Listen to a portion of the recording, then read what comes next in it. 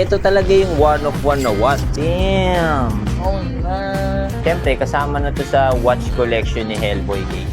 Yo, what's up? This is Hellboy Gaming, Hellboy One of One, and this is another day, another watch. So sa mga hindi nga nakakalam, kahit ganito yung mga daliri ni Hellboy, meron pa rin tayong watch collection. Gaya na lang neto, tsaka eto.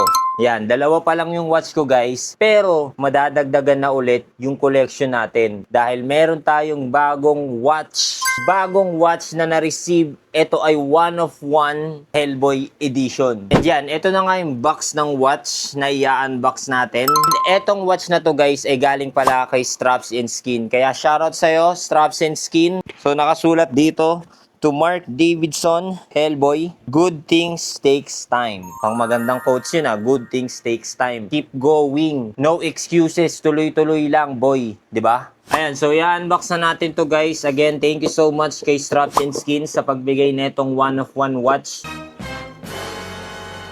Yo! Damn! Ito talaga yung one of one na watch.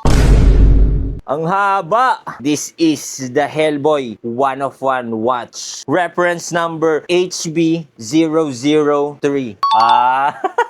O, di ba? Kahit sila paring Hive magugulat sa sobrang rare neto. Kumbaga, made only for Hellboy Gaming. Shoutout din kay Armond RN sa pagpadala netong maangas na watch ni Hellboy. Ilalagay ko yung link ng page nila sa comment. I-check nyo lang sila kung gusto nyo rin magpa-customize ng mga gantong kaangas na watch. So, sa normal na kamay guys, ganito siya kalaki. Oh no. Pintas na to sa akin. Oh, shit! Oh shit! Kumasya boy! Damn! Ang angas. Tingnan nyo naman guys. Anong oras na?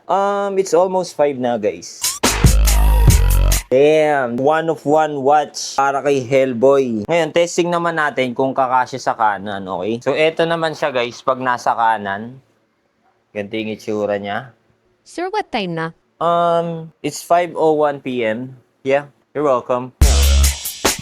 Mukhang OOTD na to guys, di ba? Siyempre, kasama na to sa watch collection ni Hellboy Gaming. Mga etong watch na to, siguro magagamit ko to pag intense yung mga labanan, di ba? Like Ben 10 Transform! Okay, joke lang guys.